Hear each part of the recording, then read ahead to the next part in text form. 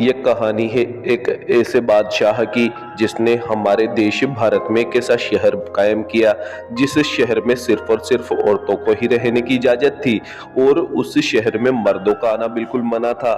इस शहर को बसाने का मकसद भी सिर्फ और सिर्फ बादशाह सलामत का दिल बहलाना था और वहां आकर अय्याशियां करना था। दोस्तों, इस शहर में बादशाह के अलावा किसी भी मर्द को आने की इजाजत नहीं थी। शहर के हर किस्म के ओहदे यानी पद पर सिर्फ और सिर्फ औरतों को ही बिठाया गया था। अब वो पद फौज का हो, वजीर का हो या फिर किसी भी तरह का पद हो। इस शहर की एक और खास बात ये थी कि इस शहर में मौजूद सभी औरतों को सल्तनत में से ढूंढ ढूंढ कर लाया गया था। गोरी और बेहद खूबसूरत औरतों के अलावा किसी भी औरत को यहाँ रहने की इजाजत नहीं थी। दोस्तों, यहाँ पर रहने के लिए औरत का गोरा रंग होना जरूरी था। अगर किसी हादसे की वजह से किसी औरत के चेहरे पर कोई दाग आ जाए, कोई धब्बा आ जाए या वो बदसूरत हो जाए तो फिर उसे उसी शहर से निकाल दिया जाता था। इस कंडीशन में उस औरत के पास दो ही रास्ते होते थे, या तो खुदकुशी कर ले या फिर रात के अंधेरे में यहाँ से भाग जाए, वरना उसके साथ ऐसा सलूक किया जाता था जो कि दूसरों के लिए इबरत का निशान बनता। दोस्तों, इस शहर को बसाने वाला शख्स और कोई नहीं बल्कि मालवा सल्तनत का वो बादशाह था जिसे हम सभी लोग नसरुद्दीन शाह के नाम से जानते हैं। नाम तो आपने सुना ही होगा।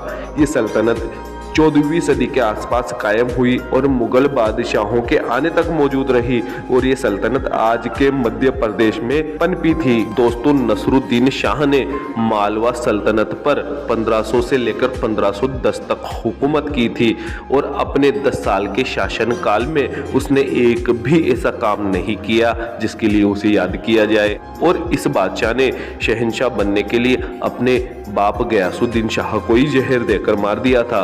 दोस्तों, इसने औरतों के शहर को अपने महल के बिल्कुल बगल में ही बनवाया था ताकि जब चाहे वहां जाकर अपनी ख्वाहिशें पूरी कर सके। दोस्तों, इस शहर में जितनी भी रानियां थी उनके महल को सुनहरे कलर से बनवाया गया था और जितने भी वजीर औरतें थी उनके महल को चांदी के रंग से तैयार किया गया था और जिन औरतों का ताल्लुक फौज या फिर पुलिस से होता था उनके घरों को लाल रंग से बनवाया गया था।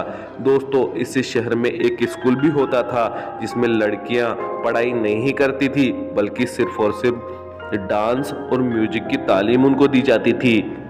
एक और ख़ास बात थी कि इस शहर में कहीं पर भी कोई मस्जिद या मंदिर नहीं था। दोस्तों, रानी का वह महल जिसमें कि रानी का दरबार लगता था पूरा का पूरा महल संगमरमर से तैयार किया गया था।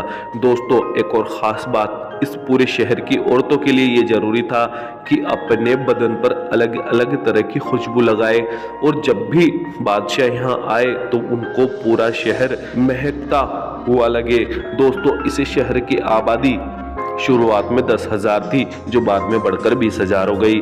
जब भी बादशाह सलामत इस शहर में आते तो इस शहर की औरतें बादशाह को खुश करने के लिए तरह तरह के काम करती थी, जैसे कि म्यूजिक, डांस, नाचना, गाना और खूबसूरती के कंपटीशन वगैरह।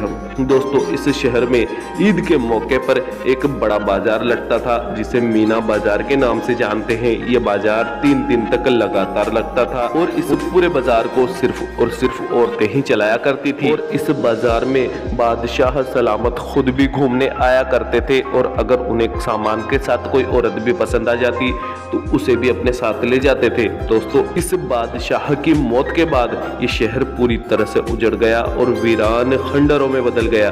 दोस्तों, क्या आपने भी शहर के बारे में कहीं पर पढ़ा है? कमेंट करके जरूर बताइएगा।